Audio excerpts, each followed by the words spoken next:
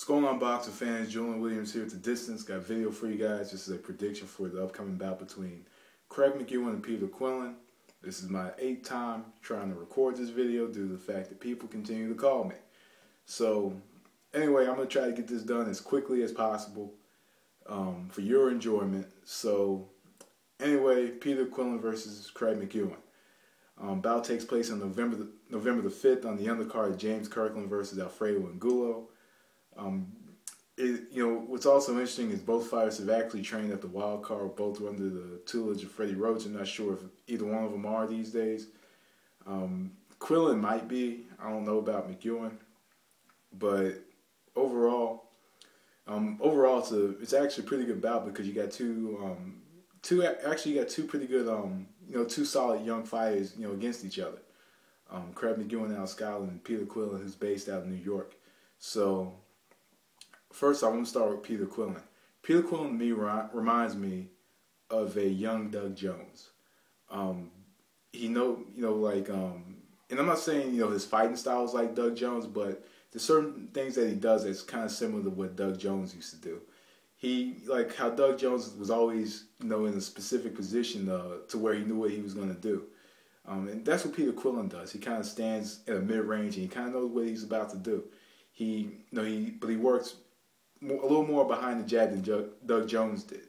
Doug Jones didn't really work as much behind the jab. Like Peter Quillin, his style is he always comes forward.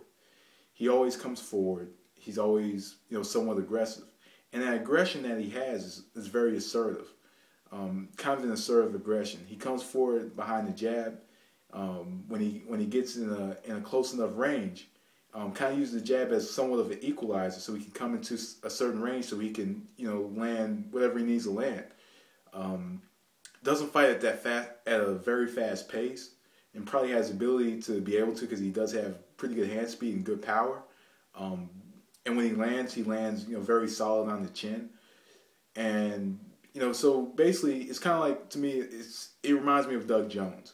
When Doug Jones, he always, he's always in a certain position to where he was going to throw. Always, moved his body to where he's always in front of his fighter, always kind of squared up with his fighter, so he can, get inside. He can kind of punish the fighter, and whether he's going to the body, or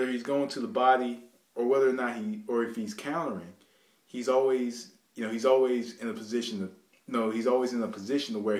where he can do whatever he needs to do to make an adjustment in order to win.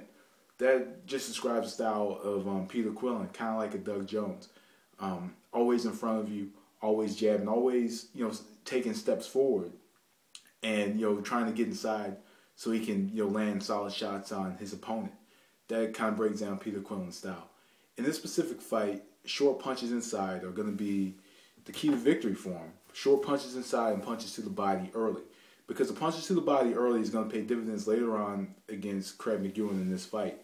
I think a 10-round fight could possibly favor Craig McEwan, being that he did fade down the stretch against Andy Lee. But in a specific fight against Craig McEwan, a fighter that has fast hands, very awkward. Fast hands, very awkward, decent power, and also a switch hitter. It could possibly take Quillin a little while to figure him out. If it doesn't take him a while, and if it doesn't take him a while to figure him out, he should possibly take him out as early as he possibly can, because McEwan from time to time doesn't tuck his chin. Sometimes his movement is very calculated. Sometimes whatever he's going to do is telegraphed, and sometimes he gets away with it because his opponents aren't as fast as he is. But it takes a lot of skill to beat Craig McEwan. So I just think that in this fight, short punches inside and fighting, keeping them at the end of the jab is pretty much going to be the key to victory for Peter Quillin in this fight. Keeping them behind the jab and short punches inside, cutting off the ring, not giving, and also going to the body early.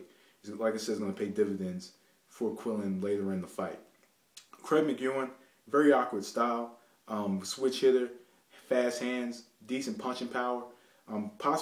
Could possibly be a counter puncher because he has the hand speed to do so. Overall, overall, I've seen him, get into certain positions in the ring to where he's landed from like crazy angles in awkward places to where fighters have had to turn around and he lands on them like right before they can land on him. And in this specific fight, what he wants to do is he wants to utilize he wants to fight in the outside. He wants to utilize movement. He wants to kind of use the quick hands to his advantage. Use quick hands to his advantage. Look for the uppercut and follow up the uppercut with another shot. He has to catch Peter Quillin out of position in this fight. He has to catch him out of position. He also and also he wants to stay off the ropes in this fight, because if you get on the ropes against a Peter Quillin, Peter Quillin just comes in and starts landing these sharp hooks on his opponents, and he usually knows how to land them solid. So in this specific fight, Craig McEwan has to stand outside. He has to jab. He has to, and also changing directions, being a switcher that could be his advantage in this fight. Being able to move a certain direction to where Peter Quillin's going to have to kind of try to throw the right hand lead from out of range, and catching Peter Quillin when he's coming out of range can possibly give him some good moments in the fight. To where if he can catch Peter Quillin out of range from time to time, he kind of leaves that chin exposed. So if he can throw that, if he sees him throw that overhand right, he needs to come in with the left hand and utilize some movement, kind of get Quillin to kind of turn around and just hit him with some combinations. And I think that if he can be as awkward, he has to make it as ugly as he possibly can in this fight. He has to fight as awkward as possible. He has to, and also he has to find a way to get Quillin out of position. Get him out of position. Try to take his jab away by countering with the overhand right, and but also in this fight, he has to. I think he has to let his hands go in specific moments. Fight smart, steal rounds, and I think he can very well win this fight. So who I think is going to win the fight? I'm going to go with Peter Quillin in this fight. I think Peter Quillin could.